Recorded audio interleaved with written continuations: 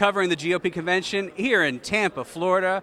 Talking to our good friend of NRA News, Congressman Bob Latta of Ohio. Good to see you, sir. Great to be here. Thanks very much. So you just told us off camera you only got to shoot one day at Camp Perry. Sir, it's unacceptable.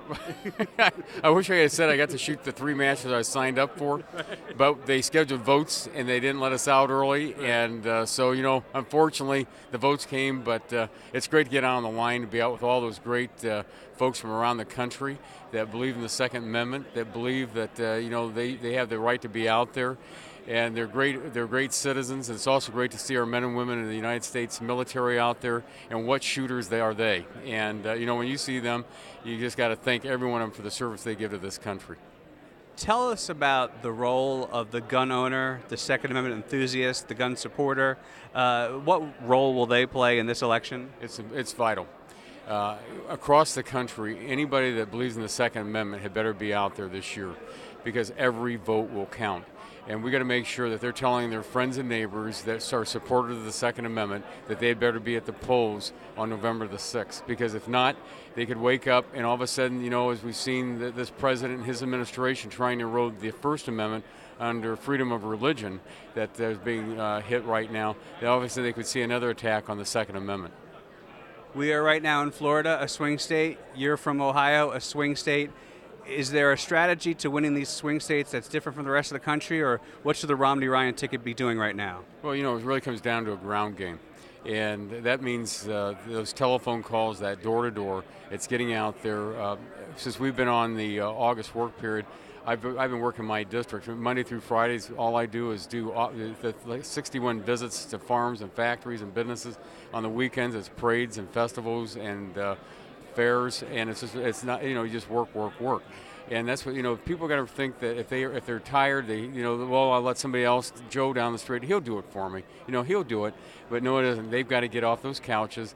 I hate to say it, we might have to not go to the range as frequently, and we have to make sure we have the ability to go to that range next year to be able to do it. Because I tell you, my dad started me walking for pheasants when I was 3 years old. And I'm not going to tell you how many years ago that's been, but I love the outdoors. The hunting and shooting and experience to me is top. I don't play golf. This is what I believe. But it also comes down to a constitutional right that we have that we want to make sure we preserve. And, folks ought to go back. I just got done reading not too long ago the Federalist Papers, and look what it said in there about, the right to bear arms and why it was so important. So it's, if anybody thinks they can sit home this year, if they think they shouldn't be out making some phone calls, if they think that, somebody else is going to do the work for them, they're going to wake up on November the 7th and say, you know what, maybe I should have done more. And that's the last thing somebody would ever want to wake up and think to themselves. Congressman, what is the number one complaint of your constituents? Well, in our area, right, it's jobs in the economy. When I've been out with 61 visits so far at factories and businesses and farms, people out there are saying the same thing. We got to get this economy moving, but nobody sees this economy moving with this current president. I truly believe we'll see a renaissance in this country of people saying, I'm going to go out there and invest. Those entrepreneurs. I was in so many little small entrepreneurs that I go into the business and I go, why didn't I think about doing something like that? I've got somebody in my district that restores and finishes basketball courts. There's 15 length and 15 wide sections, and he and his wife and 2 other people strip these things down. They've done them for Chicago Bulls. I mean, it's amazing. But this is that entrepreneurship that we have in this country. This is what we believe in, that this president and his cronies can't understand. And it's the same thing that runs right back to what we believe in that Second Amendment. We believe in it to our core. And they can't understand why you guys are out there thinking about that. But that's us. And so I call that the heartland of America, and that's who we're out to win this year. Congressman, it's not just a matter of them not understanding it.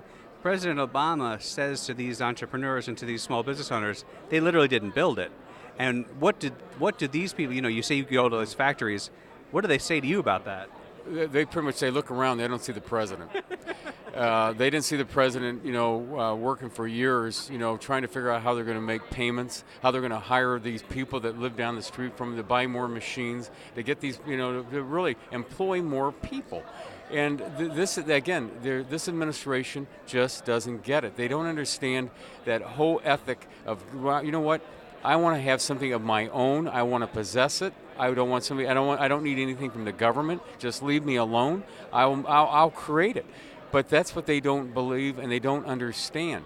It's all about big government. It's more edicts coming from Washington. It's like you don't need that rifle, you don't need that shotgun. Oh, and they start saying, well, we're not going to go after that type right now, but they're going to come after all of them. And so the Americans have just got to remember that who we are. It's those people that came over. I think all of our ancestors, except a few, might have said didn't come on the Mayflower, and that wasn't too good of a ship. Most of my ancestors, you could say, came over on the Poor Flower. And so they got here, they worked hard, and the great thing about America is this. They didn't have a big sign over when they sailed up to the North American shore here and said guaranteed success. It was that we're going to give you the chance to succeed. There's no guarantee in it.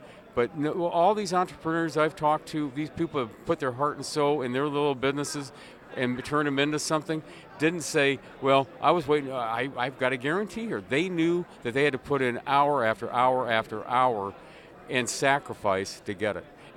But they didn't cry about it if they said, well, maybe it didn't work. I'll have to do something else. But they just said, give me the chance. And that's what makes this country so great.